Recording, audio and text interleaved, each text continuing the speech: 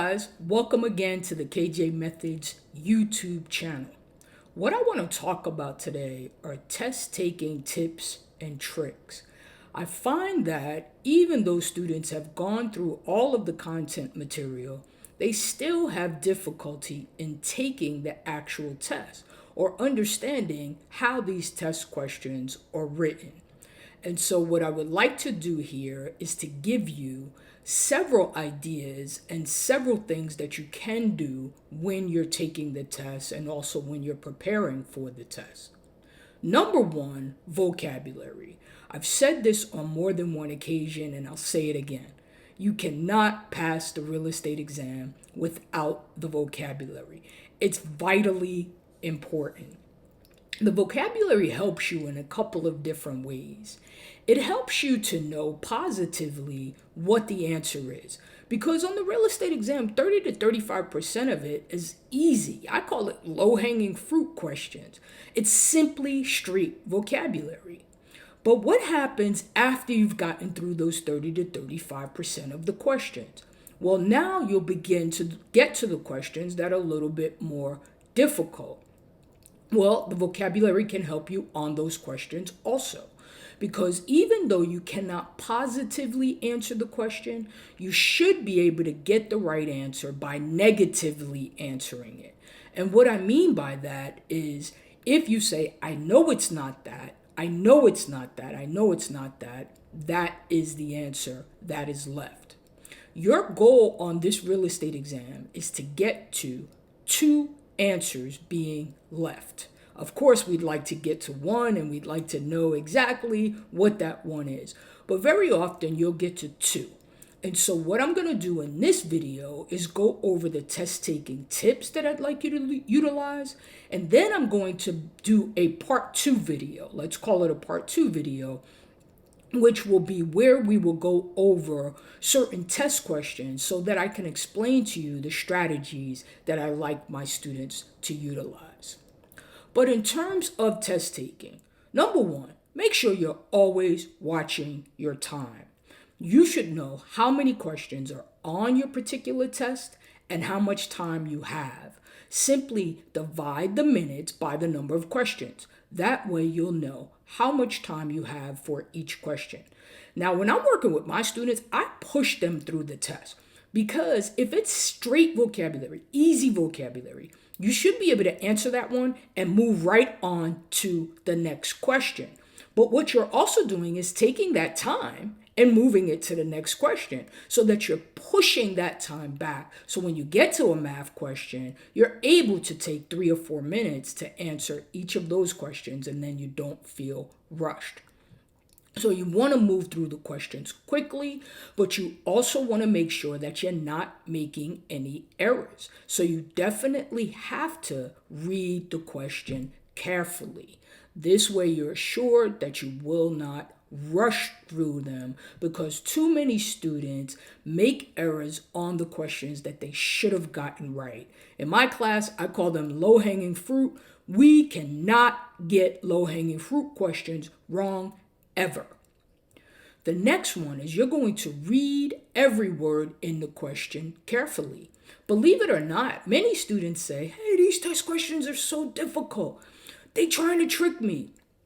They're not trying to trick you. They're actually trying to give you more information and push you to a certain direction. It's just that you don't know where they're trying to push you. So I want you to read every question carefully and try to get an idea of what story they are telling you. What is the moral of the story? They didn't put all of that information in there for you to just say nothing. It means nothing. Okay? So you can't ignore words. And you can't if it utilizes a word such as always or never. You know what they mean by that? They mean always or never. And so if you can ever think of a way that it would happen, then it cannot be always. You're going to then read the last sentence of the question 2 times.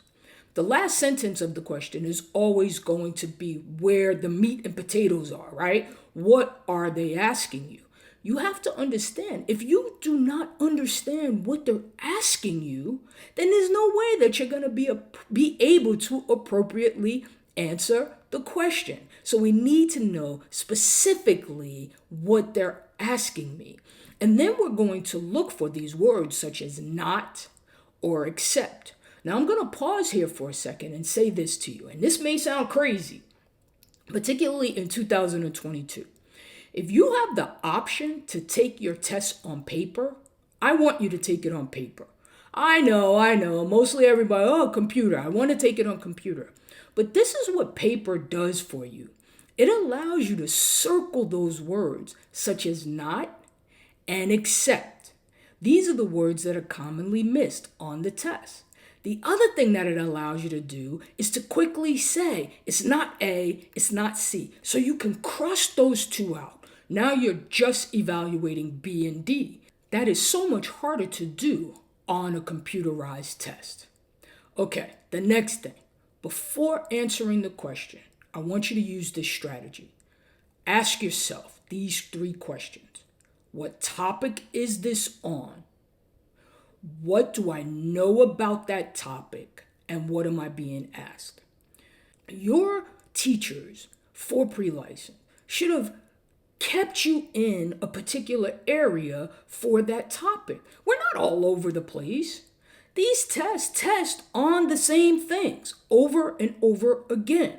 And so you're going to ask yourself, assignments. What do I know about assignments? I know that all contracts are assignable, unless they're not. I know that the person that is doing the assignment or giving the assignment is called the assignor. I know the person who is receiving the assignment is called the assignee. I know when a person gives an assignment or the assignor, that person always remains secondarily or ultimately liable. The person who's taking it over, the assignee, is always going to be primarily liable. That liability always attaches, unless you see words like substitution of parties, novation, things of that nature. There's probably not much more that your teachers taught you on assignment besides the definition, right? An assignment is a transfer of all of your rights and obligations under a contract. You're not coming back. You're giving all your rights to someone else. But that's probably all that you've been taught on that topic. So why go outside of those things that you were taught? So I want you to ask yourself, what are they asking me? What do I know about that topic before you even look down at the answer? This is a very good strategy because what often happens is students, they get flailed around by the test. They know it. They think they know it, right? But then when they look down, they go, oh, could that be the answer? Could that be the answer? No, we don't want you doing that, right? I want you to look down for the answer that you had in your mind, and then you're only going to change it if you see those words such as, if all the parties agree in writing, that is something that is always going to trump everything else. We'll talk about that later on, probably in another video. But if it says that, or if there's something that more particularizes the answer, I'm going to talk to you about that in number 2, part 2 of this same video. Then you would change your answer to that. But you're not on a different realm. You're on the same realm. It's just that it's more particularizing the same answer that you thought about in your head. And so that's what I want you to do. The next thing that's so crazy to me, right? If the test question says all of the above, or it says A and C, well, don't you then owe it to yourself to read and evaluate A and C and all of the above? What happens very often is that students will miss an answer, right? It'll say something like personal property. What things are personal property? All right, there's personal property, there's implements, There is fructus industrialis. Well, aren't all of those things personal property? Yes. And so that would be a situation where it would be all of the above. You're not going to pick one. So you have to evaluate all of the answers that you are given. I said again, if you're on paper, immediately just cross out the answers that you know are wrong. That is a lot more difficult to do if you're not on paper, but you're going to have to, in your head, say, I am not looking at A any longer. I am not looking at D any longer. Okay, so the next thing I want to say is do not ever assume the exception. If it is true most of the time, it is probably true. You have to remember that there are going to be about 35% of the questions that are pretty easy questions if you've done your studying. Don't make them harder than they have to be, right? So they may just say, where did Johnny go? Johnny went to the store. That's it. What does this mean? And you give them the answer for that definition. It's straight vocabulary, and then you move on. Okay. You're now down to two answers, right? I want you to look for these words such as except, not, most, least, probably, might, all, must, always, never. Think about those words. Except, not, most, least, probably, right? Always, never. The words that are more positive words, the ones that back you into a corner, right? You can't move. Always means all of the time. Never means it never happens. We don't like those words most of the time, okay? And so if you're stuck, I want you to look for those words because generally the good answers have words such as probably, might, most of the time, right? But not all of the time. Not must happen. Not always. And so these words, I would err on the side of throwing that answer out. And so if you are left with two answers, I would like you to look at those answers carefully, and I would tend to reject the one that says all of the time, or it says none of the time. Because if I can think of any scenario at all where it would be true or where it would not be true, then that answer is wrong. And so we do like the words such as probably, some of the time, much of the time. So make sure you're evaluating your answers in that regard. Understand that these state exams, they're not written perfectly, guys, unfortunately. Sometimes you gotta just work your way through that question by eliminating certain things. There are some questions you're gonna get to and you're like, what the heck are they talking about? All right, but you're going just to take it word by word and kind of figure out by eliminating. The other thing I see students do is they pick things that they've never heard before. If you've never heard it before, if you've never heard your instructor say it, then do not pick that answer. Another big problem. Do not change answers unless you know those answers are incorrect. Now, how does this happen? You will select an answer or you're stuck on a question, you pick an answer, right? You come back through and you start changing answers. No, I don't want you to do that. I only want you to change an answer in a couple of circumstances. Number one, you made a mistake, right? You meant to pick C, but you picked B. Of course, go ahead and change that answer. Or if later on it becomes crystallized for you, what will generally happen is a later question. You're like, oh, that's right, that was the answer. So then go back and change the answer. Otherwise, the rule is do not change answers. The next thing, if you don't know an answer, go ahead and skip it and come back to it.